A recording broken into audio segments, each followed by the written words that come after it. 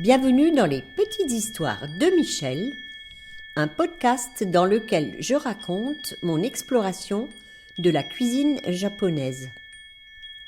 Cet art ultime de bien manger que j'ai à cœur de transmettre aujourd'hui est la synthèse entre mes pratiques d'artiste, de jardinière et de cuisinière. Il s'adresse aux amoureux du Japon, aux gourmets de tous bords et aux cuisiniers soucieux de préparer une cuisine saine, savoureuse et créative, qui nourrit aussi bien le corps que l'esprit. Vous y trouverez des récits de voyage et des témoignages d'expériences qui ont fait sens dans mon parcours. J'y délivre également, au-delà des recettes, les principes qui sous-tendent la cuisine japonaise.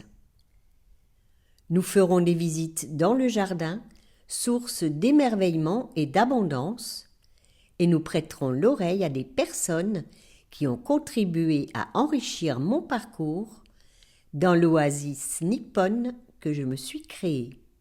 Belle écoute à vous! Dans ma série d'émissions où je développe les principes de base de la cuisine japonaise, nous avons déjà abordé Goshiki, 5 couleurs, Gomi, 5 saveurs, Goho, 5 méthodes de cuisson, parfois en consacrant plusieurs émissions au même principe, tant les sujets sont riches.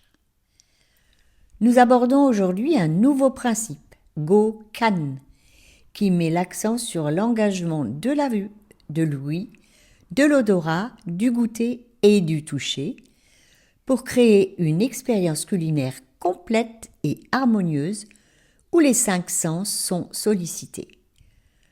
Ce sujet sera lui aussi décliné sur plusieurs épisodes pour en développer la profondeur et préciser tous les aspects à envisager pour affiner nos propres perceptions et par voie de conséquence, nos pratiques en cuisine.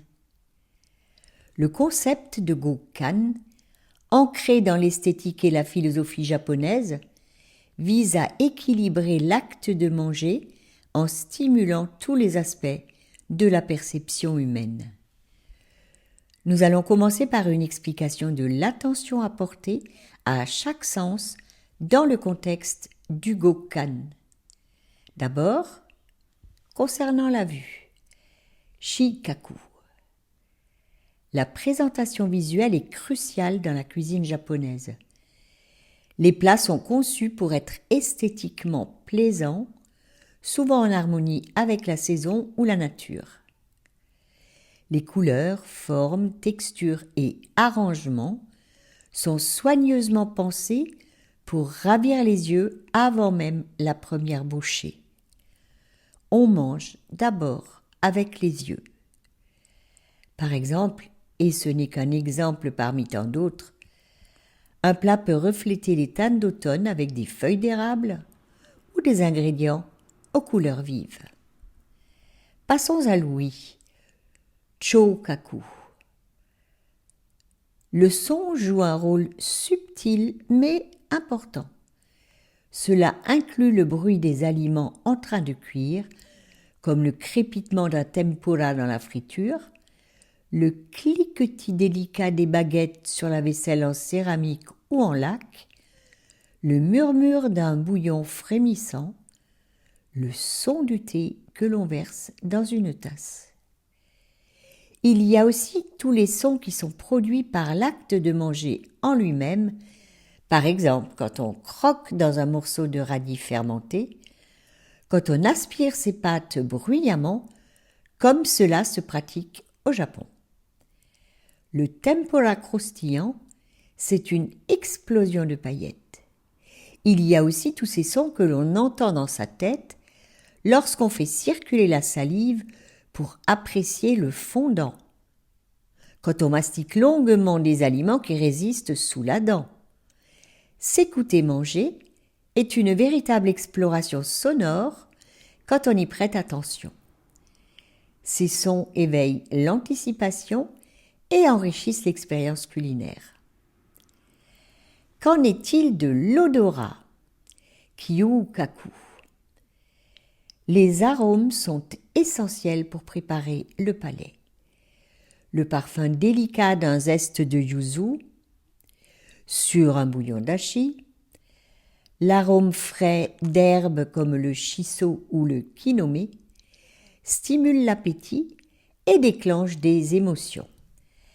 Rien de tel qu'une odeur pour nous renvoyer vers des souvenirs anciens. Les chefs japonais veillent à ce que les odeurs soient équilibrées, jamais écrasantes.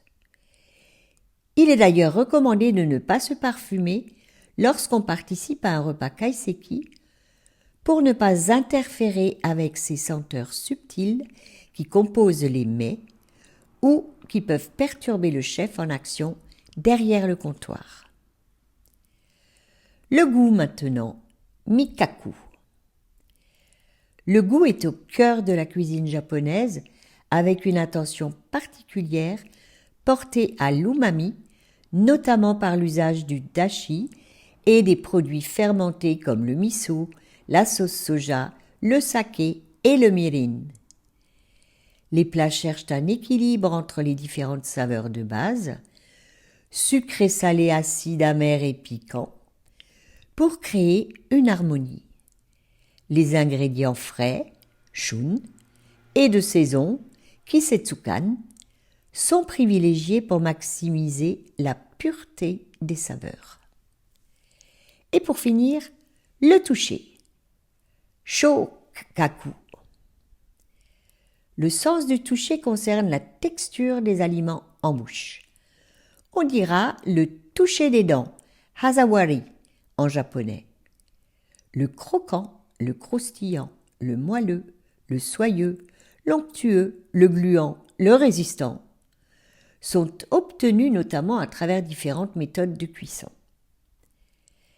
Littéralement, hazawari évoque la manière dont les dents interagissent avec la nourriture, la sensation ou la texture ressentie par les dents lorsqu'on mord ou mâche un aliment.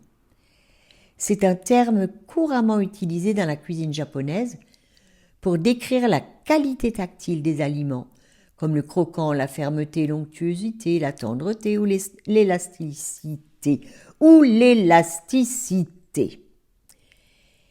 Il met en lumière l'importance des textures, un aspect fondamental de la cuisine japonaise, où la diversité des sensations en bouche est aussi cruciale que le goût.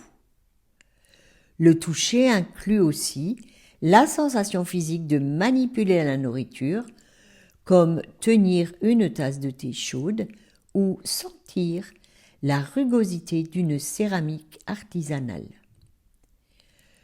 Le gokan ne se limite pas à la nourriture elle-même, mais englobe l'environnement, l'ambiance et l'intention du chef.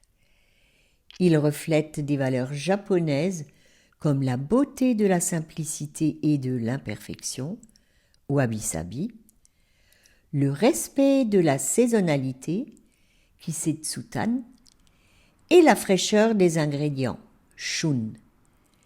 Chaque élément de la vaisselle au cadre du repas est choisi pour créer une expérience immersive et méditative. En résumé, le gokan est une approche holistique qui transforme le repas en une expérience multisensorielle où chaque détail est orchestré pour éveiller les sens et célébrer la beauté unique et éphémère de ces instants partagés autour de la nourriture. Ichigo Ichie, un moment magique gravé dans notre mémoire, mais qui ne pourra jamais être reproduit.